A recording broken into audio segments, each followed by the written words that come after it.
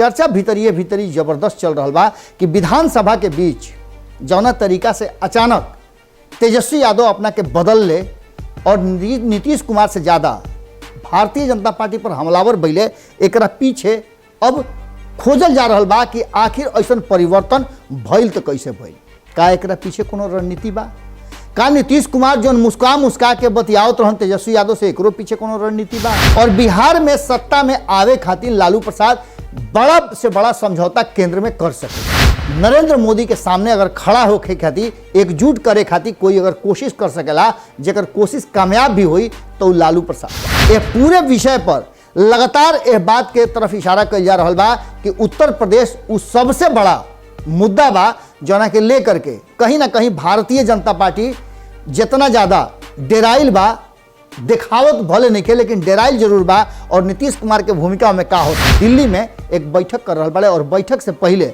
वो एगो इशारा जरूर कर दिले बड़े, जो इशारा साफ नजर आ रहा बा। तेजस्वी यादव 2 दिन पहले यह बात के खुल के कहले हा कि जे जहाँ मजबूत बा ओकरा के ओजा प्रभार दिहल और ओकरा के मजबूत कईल, ओकर बाह मजबूत कईल कहीं ना कहीं भारतीय जनता पार्टी के आगे जाए से रोके में बड़ा योगदान है। लालू प्रसाद और नीतीश कुमार के बीच में कुछ तो ऐसा खिचड़ी पक रहा बा जौना के लेकर के भारतीय जनता पार्टी भीतरे भीतर नीतीश कुमार से डेराइल बा कि नीतीश कुमार प्रधानमंत्री के कुर्सी पर पहुंची है तबे बिहार खाली हुई और तबे तेजस्वी यादव के वो कुर्सी पर बैठा सके।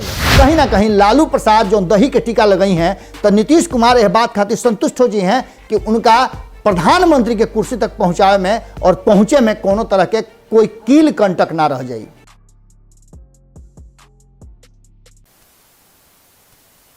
मिलल बिछड़ल यहाँ आम बात होला, मिलल बिछड़ल यहाँ आम बात होला। दुश्मनी दोस्ती के यहाँ एके पात होला, दुश्मनी दोस्ती के यहाँ एके पात होला। लोकतंत्र के दुहाई दे करेजा चीर देवेले, लोकतंत्र के दुहाई दे करेजा चीर देवेले।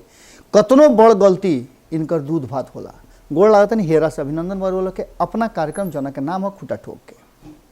लगातार अब बिहार के राजनीति में जैसे ही विधानमंडल के कार्रवाई खत्म भइल ओकरा बाद से अब एक अलग चर्चा शुरू हो गई बा।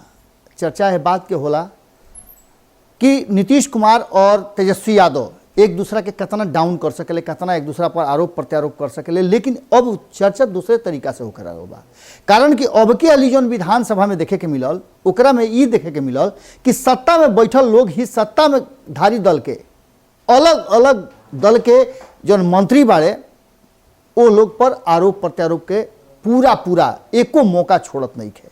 यहाँ तक ले देखे के मिलल कि कितना माननीय लोग एक दूसरा पर तोहमत लगावता, अपशब्द के प्रयोग करता, इस सब चीज़ देखे के मिलल। और ये बात के तरफ इशारा करता कि कहीं ना कहीं सब कुछ ठीक नहीं है। जब भी बिहार के बात होला तो बिहार में राजनीतिक रूप से 2 परिवार के चर्चा जरूर होला। हालांकि रुआ इहो सुन ले होकब कि परिवारवादी पार्टी के नाम लेकर के अब एक नया दौर शुरू हो गई बा और एक चर्चा के विषय हो गई बा। कारण कि रुआ जानते बानी कि आवे वाला चुनाव बा और 5 राज्य के चुनाव जो होखे वाला बा वो बड़ा निर्णायक होखे वाला बा। कारण कि कहीं ना कहीं भारतीय जनता पार्टी के खाली फिर बंगाल वाला जो हार भइल बा, करारा हार जरा कहल जाई, ओकरा के वापस करे के बा और संगे संगे बहुत कुछ साधे के भी जरूरत बा।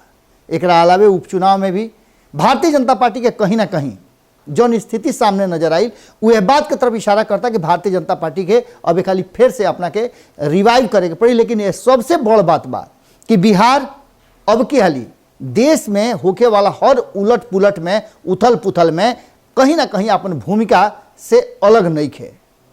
हर घटना में बिहार कहीं ना कहीं इन्वॉल्व बा, चाहे वो G23 के अनाउंसमेंट होके, बैठक होके या फिर ओकरा के संगठित करे के प्रयास होके, चाहे ममता बनर्जी के बात होके या फिर उत्तर प्रदेश में चुनाव के बात होके, पंजाब में भी चुनाव के बात होके या फिर अन्य कहीं कोनो तरीका के घटना होके, तो बिहार ओकरा में एंट्री जरूर करता। लेकिन सबसे बड़ बात बा कि पूरे माहौल में एक खाली फिर से चर्चा भीतरिए भीतरी जबरदस्त चल रहा बा कि विधानसभा के बीच जौना तरीका से अचानक तेजस्वी यादव अपना के बदल ले और नीतीश कुमार से ज़्यादा भारतीय जनता पार्टी पर हमलावर बैले, एकरा पीछे अब खोजल जा रहल बा कि आखिर ऐसन परिवर्तन भइल तो कैसे भइल, का एकरा पीछे कोनो रणनीति बा?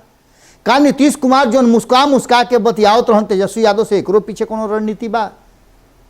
ये सब बात के लेकर के अब जब लगातार हुआ जदयू के राष्ट्रीय जनता दल के नेता लोग से बात करब तो बहुत कुछ रुआ सामने आई। हालांकि यह बीच में रुआ देख लो कि 3-4 दिन जबरदस्त चर्चा ममता बनर्जी के और प्रशांत किशोर के भइल, लेकिन वह एपिसोड पर कहीं ना कहीं राख डाले के काम जेकरा संगे गठबंधन बनावे के तैयारी होतला उहे लोग डाल दिया।